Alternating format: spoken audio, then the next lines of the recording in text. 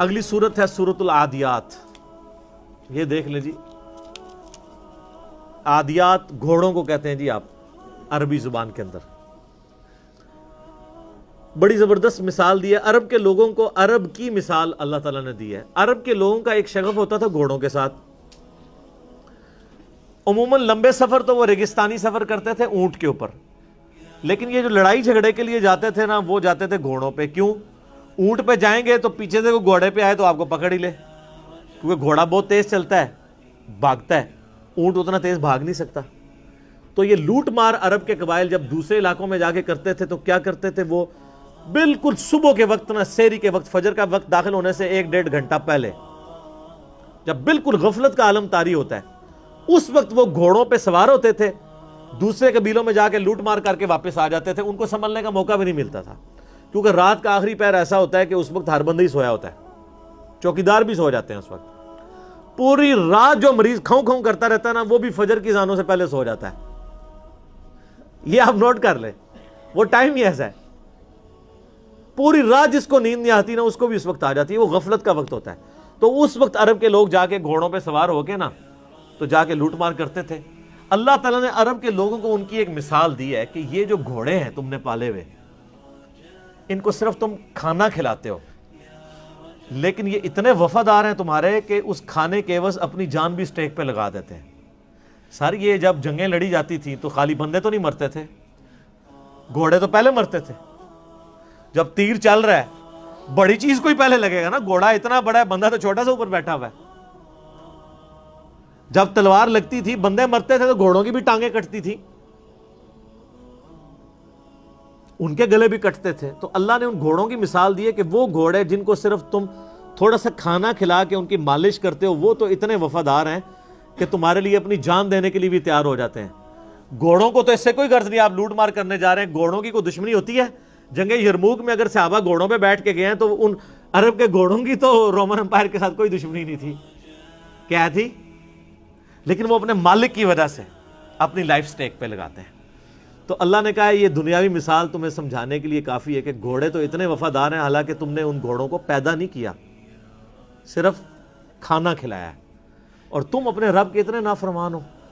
تمہیں تو اس رب نے پیدا بھی کیا, تمہیں ہر طرح کی نعمتیں دی ہیں, اور تم تو گھوڑے جیسے بھی نہیں ہو سکے, جانوروں سے بھی بدتر ہو تم. اولئک کالانعام بل ہم اضل, یہ چوپایوں کی مانند ہے بلکہ اس سے بھی گئے گزرے. سر اس صورت کے اندر کیا سوز و گداز, کیا رکت ہے کہ تم گھوڑوں کے مانند بھی نہیں ہو سکے.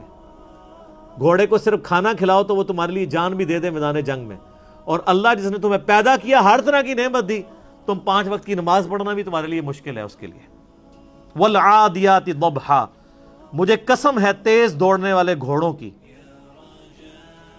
جب ان کے سینے سے آواز نکل رہی ہوتی ہے, سو ہوئے انہوں نے تیز جب وہ چل رہے ہوتے ہیں.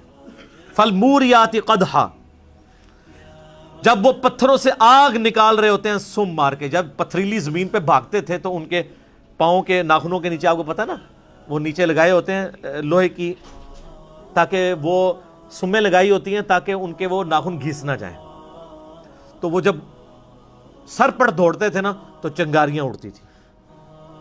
فالموریات فالمغیرات صبحا, پھر جب وہ صبح کے وقت اچانک حملہ کرتے ہیں جا کے. فاثرن به نقعا, پھر جب وہ گرد و غبار اڑاتے ہوئے واپس آتے ہیں. فوسطن به جمعا, اور جب وہ دشمن کے لشکر میں آگے تک گھس جاتے ہیں. سر وہ اپنی لائف سٹیک پہ لگا دیتا ہے اپنے مالک کے لیے, صرف اس لیے کہ اس نے مجھے کھانا کھلایا ہوا ہے. اتنا وفادار ہوتا ہے. ان الانسان لربہ لکنود, بے شک انسان ہی اپنے رب کا بڑا ناشکر ہے. گھوڑے ناشکرے نہیں ہیں. گھوڑے اپنے مالک کے ساتھ وفاداری کرتے ہیں, اس مالک کے ساتھ جو صرف کھانا کھلاتا ہے, اور انسان اس مالک کے ساتھ بے وفائی کرتا ہے جس نے اسے پیدا بھی کیا اور ہر طرح کی نعمتیں دی ہیں, صرف کھانا نہیں کھلایا. وَإِنَّهُ عَلَى ذَلِكَ لَشَهِيدٌ, اور بے شک انسان خود اس بات پر گواہ ہے کہ وہ اپنے رب کا بڑا ناشکرا ہے. یہ کسی کو پوچھنے کی ضرورت نہیں ہے, ہر انسان کو پتا ہے کہ میں کیا کر رہا ہوں. کسی سے سرٹیفکیٹ لینے کی ضرورت نہیں ہے. ہر شخص اپنے گریبان میں جھانک کے دیکھ سکتا ہے کہ میں اپنے رب کے لیے کتنی کمٹمنٹ رکھتا ہوں. مسلم شریف کی حدیث ہے گناہ وہ جو تیرے دل میں کھٹکے اور تو اس بات سے ڈرے کہ لوگوں کو پتہ چل جائے. پھر بھی لوگ مجھے آ کے مسئلے پوچھ رہے ہوتے ہیں جناب کہ علی بھائی آپ کا کیا خیال ہے. میں پوچھتا ہوں جی آپ کا کیا خیال ہے؟ غلط ہی لگتا ہے تو ہی غلط ہے. اکثر گناہ تو آپ کو پتہ ہوتے ہیں گناہ ہے, دل میں کھٹک جاتا ہے. اور جامع ترمذی میں حدیث ہے, حسن بن علی کہتے ہیں کہ نبی علیہ السلام نے فرمایا تھا کہ جو چیز تمہیں شک میں ڈال دے اسے چھوڑ دو.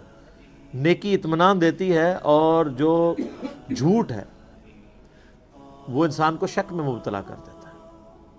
غلط کام تو خود اندر ضمیر بول کے کہتا ہے.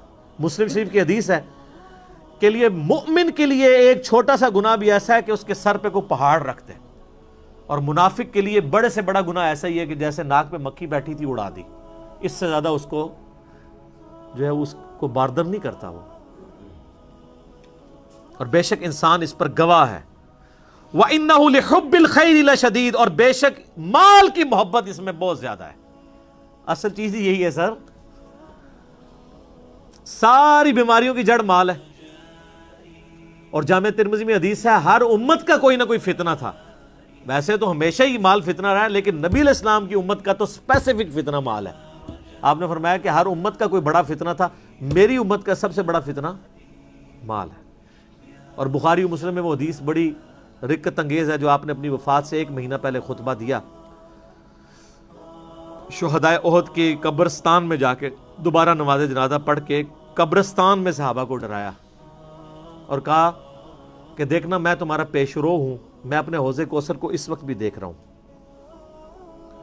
مجھے اپنے بعد تم سے یہ خطرہ نہیں ہے کہ تم شرک کرنے لگو, لیکن مجھے یہ ڈر ہے کہ تم دنیا کے مال کی محبت میں پڑ جاؤ گے اور پھر ایک دوسرے کو قتل کرو گے جس طرح اگلوں نے کیا, اور پھر تم بھی تباہ و برباد کر دیے جاؤ گے جیسا کہ اگلے. اور آپ دیکھ لیں نبی علیہ السلام کی وفات کے کچھ عرصہ کے بعد یہی امت میں وہی کام شروع ہو گئے.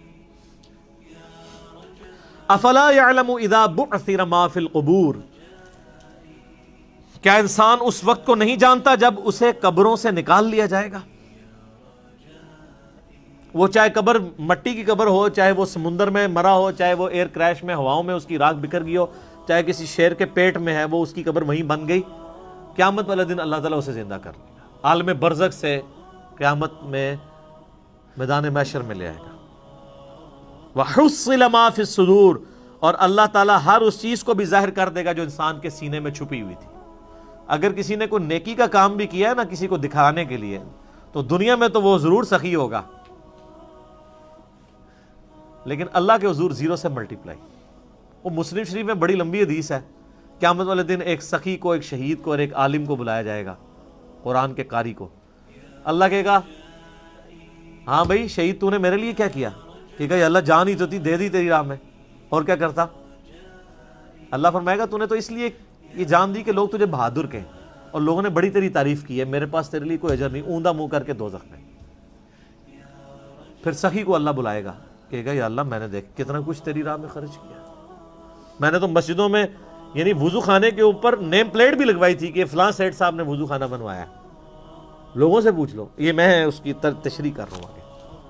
اللہ فرمائے گا تو نے اس لیے یہ سب کچھ کیا کہ لوگ کہیں گے بڑا غریب پرور آدمی ہے. یہ جتنے لوگ حرام کے پیسے کے دسترخوان چلا رہے ہیں اور ہاسپٹل بنائے ہوئے ہیں اور وہ سمجھ رہے ہیں کہ ہم اللہ کو دھوکہ دے لیں گے, نہ, یہ دنیا کو دھوکہ آپ دے سکتے ہیں. دنیا میں آپ کو ایک سرٹیفکیٹ بھی گورنمنٹ کی طرف مل جائے گا, جی یہ بہت اچھی NGO ہے, ویلفیئر کے کام کر رہی ہے. اللہ کے حضور 0, بس یہی سرٹیفکیٹ ہے, اسی پہ آپ خوش رہیں. آخرت میں تو اس کا عذاب ہونے والا ہے.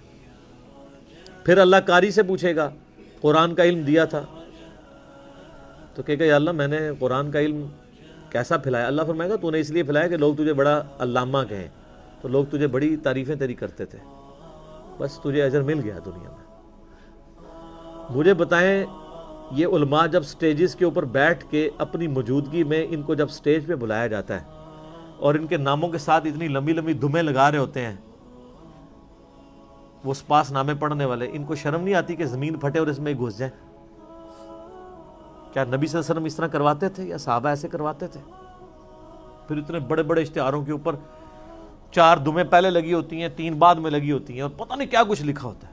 تو بس یہی ان کو ملنا ہے, آخرت میں کچھ نہیں ہے.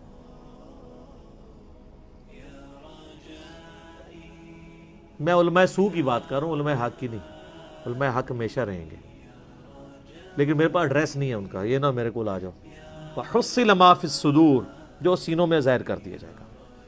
إِنَّ رَبَّهُمْ بِهِمْ يَوْمَئِذٍ لَخَبِيرٌ، بے شک تمہارا رب اس روز خوب باخبر ہوگا، یعنی اللہ تعالیٰ کو ہر چیز کی خبر ہے، اسے پتہ ہے کہ میں نے اب کس کو کدھر کیا کرنا ہے۔ اس نے دنیا میں بڑے بڑے دعوے کیے تھے، لین حاضر کریں گے کہ ہاں جی یہاں تو لوگ بڑے بڑے دعوے کرتے ہیں، کہتے ہیں ہمارے پیر صاحب جنت میں لے جائیں گے۔ اللہ کہہ رہا ہے مجھے ہر چیز کی خبر ہے، اس دن بتا دوں گا کون کس کے ساتھ کیا ہونے والا ہے۔ اللہم اجرنا من النار، اللہم اجرنا من النار، اللہم اجرنا من النار۔